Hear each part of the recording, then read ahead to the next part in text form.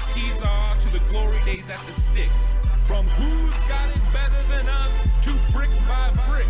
It's always the 49ers way, from off-season to game day. Yeah, we talk back. It's the 49ers Cutback.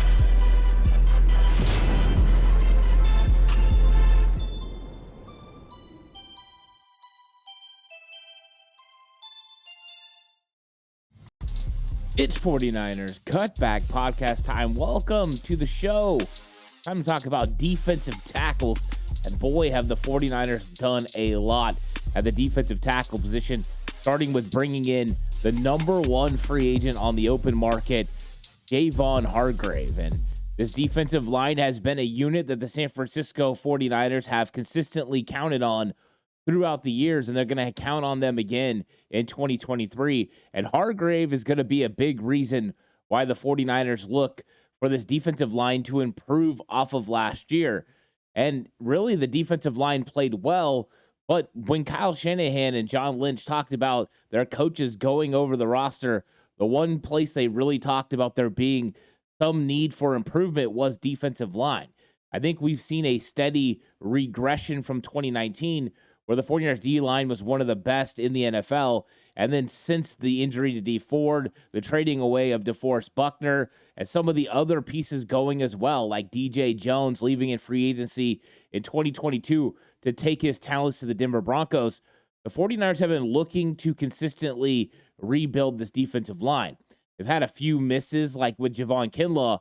Not that Kinlaw hasn't tried to be on the field, but he's just been hurt. So we haven't been able to see the abilities that he can display because of the injuries that he's consistently had. Over the last 2 seasons, he's played in 10 games. That's not exactly what you need from a starting interior defensive lineman. The 49ers have had a steady rotation of players who've come through, and some of them have played well, but you've also had guys who were never able to pan out, like Maurice Hurst, or last year when Hassan Ridgeway got hurt after 12 games, and he was impactful early on against the run. The 49ers have consistently been looking to build this defensive tackle spot back up since they traded DeForest Buckner to the Colts.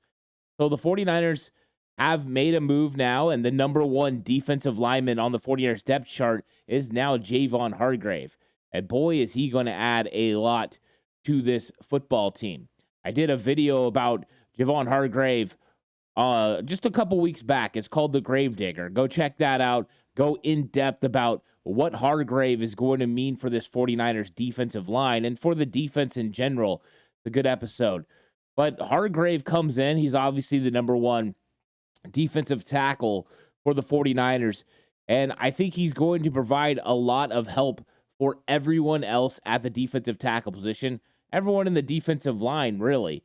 But the defensive tackle position got a lot stronger with the addition of Hargrave. He's going to add pass rush from the interior that's been missing since DeForest Buckner was traded. Now, Buckner provided a lot in that area and maybe a little less in the run defensive area. Hargrave is an improvement over Buckner in run defense. So you're getting a better version of DeForest Buckner. That's just, there's no way around it. Hargrave is better than Buckner, even though I really like Buck a lot, and I hated when he got traded. But Hargrave is going to be better against the run. He's actually graded out as better against the pass. You're talking about a legit double-digit sack getter from the interior defensive line. And the 49ers have been missing that since 2019. And with Nick Bosa on the outside and the right pieces put together around Hargrave, this 49ers defensive line not only looks to improve on their numbers from 2022 and 2021, but they look to absolutely shut things down and make it easier for the linebackers and secondary. So Hargrave was a huge pickup for the San Francisco 49ers. He shoots to the number one spot on the depth chart, and it just shows exactly what the 49ers were missing at the position. And I think John Lynch and Kyle Shanahan's aggressiveness is on display with this signing, and I think it's going to pay huge dividends for this team as we get into the season. Number 2 is going to be Arik Armstead. Since Arik Armstead moved inside to the interior in 2021 due to injuries, this 49ers defensive line has looked tremendously different. He would, of course, in 2019 play base 4-3 downs on the outside, and then he would slide inside for obvious pass down situations when the 49ers would employ D Ford to play with Nick Bosa. That was the best situation for Armstead, was when he was inside. You've seen the sack numbers come, 10 sacks in 2019, and really there's a lot of strength and ability in his game that works well more on the inside. Part of the issue was he came from an Oregon scheme where he played in a 3-4 and played a 5 tech, which is head up defensive end over the tackle. So the 49ers played wide 9 under Chris Kasarik, so it changed the role at which Eric Armstead was expected to play within this defense. Of course, Armstead hasn't had a running mate like DeForest Buckner or Javon Hargrave since Buckner was traded. So Hargrave coming in is going to pay huge dividends for Armstead, because now Armstead, instead of getting double-teamed in the run game, double-teamed in obvious pass downs, is going to be able to rush the passer singled up most of the time. With Hargrave being next to him and him being the most double-teamed player on the entire Eagles team in 2022, that means a lot of single looks for Eric Armstead, where he can get up the field and make plays in the backfield, whether that's against the run or against the pass. And we've seen Eric Armstead be able to illustrate his techniques and skills. He's very technical with his pass rush. He does a very good job. His hands are very strength. There's a lot of strength there. They're very heavy. Very excited to see what Armstead is going to do next to Hargrave. This could be a really nice matchup, and we could be on the brink of seeing Armstead have his best season since 2019, where he produced 10 sacks. You see it in the playoffs sometimes. He can definitely provide an extra oomph next to Nick Bosa. And now with Hargrave, he's the third option. That means he's going to get a lot of favorable looks. Number 3 is going to be the player that was actually expected to take over for DeForest Buckner in 2020 when he was drafted number 14 overall in the first round, Javon Kinlaw. And a lot of people might think you need to move Kinlaw farther down this depth chart, but I believe right now he's still slated in that number 3 spot at the defensive tackle. The way he's going to be able to stop the run, he's never really struggled in that area. Of course, we've seen him get high, sometimes get put on his back, and I think a lot of that has to do with his conditioning, because he's just not able to get as in good a condition because of his knee and rehabbing that knee. But if he's playing less snaps, that means you're going to get more effort on those snaps. 25, 30 snaps a game for Kinlaw could mean he's more of a penetrator, more a disruptor, and maybe he's even able to get a couple of sacks. But really what you're looking for is a rotation that could come in and fill that Hassan Ridgeway role, come in and stop the run, get 1.5, 2 sacks, but really just make sure that you can get to obvious pass downs while you're resting Eric Armstead and while you're resting Javon Hargrave. That second level rotation is so important. You can't have a huge drop off in the run game and then expect to get a third and favorable situation. So Armstead and Hargrave are going to set the tone, and then Kinlaw is going to come in as that third guy. And as long as he can do his job and stop the run, the 49ers are going to feel very comfortable with this defensive line and defensive line rotation. But of course, when it comes to Kinlaw, you just don't know what you're going to get health-wise. They're saying this is the best Kinlaw has ever felt, and I sure hope it is. It's just very similar to what we heard last year as well. So we'll see when we get out to training camp how much Kinlaw is interacting and actually practicing. We'll see, and we'll see if that relates into producing on the football field.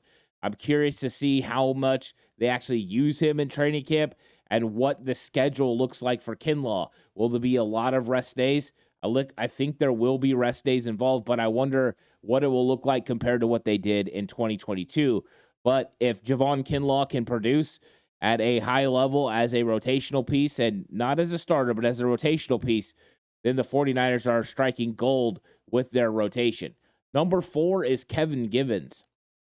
Givens has been on this team for a while now, working his way from being an undrafted free agent to being a player the 49ers count on in their rotation. He's a penetrator. He's a slasher. He's one of those guys that he's got to get skinny to be double teams. He can't take those double teams on and anchor. That's not something that he's able to do. So him and Kinlaw working together is important. where Givens can play the 3 tech and Kinlaw can play the 0 tech, and they can really work together to be that second group for the 49ers defense and hopefully be able to give a nice, steady rotation. Now, Givens does have the ability to rush the passer on early downs. He's a guy that can make it difficult for guards because of his lateral quickness and speed. He has decent technique on his moves. So he's a guy that the 49ers are definitely high on, and we've seen him consistently be able to produce for this 49ers defensive line over the last couple of years. So a rotation that starts with Hargrave and Armstead and then goes into Givens and Kinlaw is exactly what the 49ers are looking for, and they've got a pretty good group of those first 4 guys that they can count on during the season as long as everyone stays healthy. We've seen Kevin Givens do it at a pretty good level, but once again, he has to hold up in the run. That's not his greatest trait, but if he can use his quickness and agility to be able to split those double teams and get into the backfield and penetrate, then the 49ers are going to have a lot of success with that second unit, which means they're going to keep Armstead and Hargrave fresh, which is the full goal. So when you get into the fourth quarter and it's closing time, those guys can close the deal for you. Number 5 is Kalia Davis. And a lot of times I went over these, these depth charts for a while, and I've been talking about how young guys maybe are a little bit lower on the depth chart than some of the veterans. This is a spot where I believe Kalia Davis, because he was with the 49ers organization all of 2022, including 3 weeks where they opened a practice window from him on the NFI, the non-football injury list, to allow him to work and coach or get coached up by Chris Kacerek and work out there at practice. And from all reports, Kalia Davis did really well. So I think he already understands the defensive line, what they expect from him, this scheme, and he's worked with Chris Kacerek and Darryl Tapp, so they've got to feel very confident with where he is. Plus, even though he was a 6th-round comp pick, he's a guy that the 49ers absolutely love his quickness. Anytime that John Lynch is throwing out the term, he reminds us of DJ Jones, they issue him number 93, you got to think that those are definitely things that work in Kalia Davis's favor. His strengths are all about speed. As a former linebacker, he is definitely one of the most athletic defensive tackles on the 49ers roster. He has a natural strength and ability about him, but he also has pretty good hip flexibility, pretty good ankle flexibility, which should mean he's going to be able to get in the backfield and be a penetrator and disruptor. That's one thing we saw in college at UCF. He was definitely a disruptor. The question mark surrounding Kalia Davis is how much can he finish once he gets into the backfield. That was an issue for him. It was never getting back there. The issue was actually finishing the tackle, actually getting the running back to the ground, getting the sack. But if he can elevate his game in that area, he could be a huge get for the San Francisco 49ers and a future at the position where they're probably going to have to make a decision about Kevin Givens in the upcoming year. Javon Kinlaw is in the last year of his contract. 49ers need that next wave of depth to step up, and Kalia Davis is going to be one of those guys, and he could be on the bubble because the 49ers, depending on how they want to structure their 53-man roster, will decide between keeping 4 interior defensive linemen or 5. And anytime you have a player like Kerry Hyder, who has the versatility to play outside and inside, you wonder if the 49ers go a little shallow at the defensive tackle spot, knowing they can go heavier at the defensive end using Kerry Hyder to bridge the gap between both spots.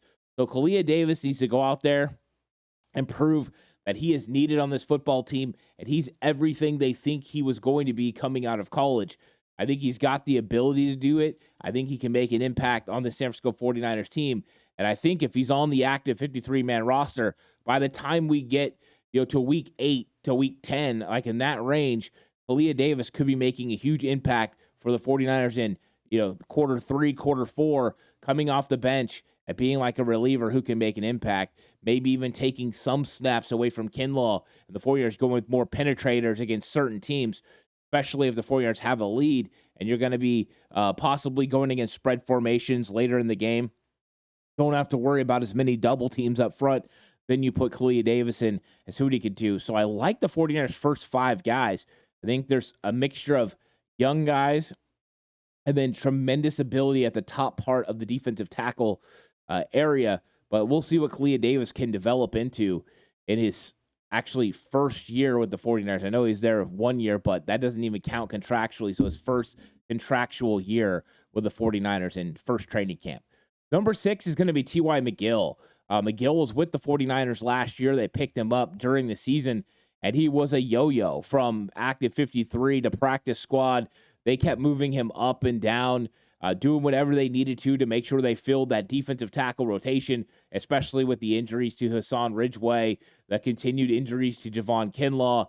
They had to make sure they had guys on the interior defensive line that could produce. Armstead was out. It was a rough year on the interior defensive line, and the 49ers still had the best defense in the NFL. So if you can get this figured out, you can have depth figured out, you can be a huge impact in the league. And so T.Y. McGill is another guy that works at penetration, getting in the backfield, causing havoc. He can hold up against the double team in run fits. He plays pretty good. Overall, T.Y. McGill is a solid depth piece for the 49ers and another option to potentially be on the practice squad, come up and yo-yo him back and forth if he's willing to do it for another season, because he's definitely valuable to this 49ers team. I just don't know if you can keep 6 defensive tackles. Now, if there's an injury to Javon Kinlaw or somebody else in front of him, potentially T.Y. McGill could slide in as that 5th guy and be a nice rotational piece who could eat up snaps for the San Francisco 49ers defensive line, because Chris Kaserik loves keeping his defensive line fresh, and that means line changes and keep shifting through these guys so you can get the right guys out there and when it's crunch time. And that's when you want Armstead and Hargrave comfortable and ready to come in and make an impact. Number 7 is going to be a new signing for the 49ers who came over from Atlanta this year, a former second-round pick in Marlon Davidson. And Marlon Davidson's got a lot of ability. I look at him as a more talented, and this is just talent-wise, more talented Kevin Givens. He's a penetrator, gets in the backfield, can cause problems. He was a defensive end in college who transitioned to playing defensive tackle in the NFL, and we've seen him struggle with that rotation some. A lot of it has to go with what type of defense you're playing, and it didn't work out well for him in Atlanta. He has all the talent in the world. Now, coming and playing for Chris Kaserik's system, you could potentially see somebody that could develop. Think of a Maurice Hurst who was never able to stay healthy. That's what you're getting from Marlon Davidson. If he can stay healthy, he could provide the same sort of things that they were hoping they were going to get from Maurice Hurst. They were excited about Hurst going into last season. Of course, another injury just derailed his time at the 49ers. But Davidson's got a tremendous amount of talent. And if it can be honed and developed by Chris Kaserik, then potentially he could slide up and shock one of these top 5 defensive linemen and make the team, because he's got a lot of ability. I would say he's more talented than a Kevin Givens, but talent doesn't always get you there. You have to be able to produce on the field. You have to execute. You have to use your technique, but sometimes it's about system fit. Maybe you didn't fit one system with one defensive line, but you fit another one to a T, and that helps you kind of strive and make a lot of huge improvements. And I'm hoping that's what we get from Marlon Davidson, because the better the interior defensive line, the better overall this team is. And he's a tremendously talented guy sitting there at the number 7 spot. Number 8 and the last defensive tackle on the list is Spencer Wagee, the undrafted free agent from North Dakota. And the reason I put him last is he's got a lot of ground to make up. He's also switching from playing defensive end to playing defensive tackle in the NFL. And yes, he was very talented at defensive end. He's got a lot of quickness, a lot of strength. He can definitely make the transition. But we've seen him have to put on weight for this interior transition, and he's going to have to learn overall the techniques, drills. He's going to have to be able to anchor in the run game, and that's where I have a little bit of concern with him. I watched him play defensive end in a couple of game films that I watched, and sometimes he couldn't set the edge consistently and would get moved off his spot, and it would create lanes for running backs and the opposing team to get yards. So right now, Spencer Wagee's going to have to play lower. He's going to have to develop his hands. He's going to have to get the right technique to be able to hold up against these double teams. If he can, then he does have all the size, speed, athletic ability to be able to make an impact on the 49ers. But I think that it's going to be a tough sled. I honestly believe he's the last guy coming in.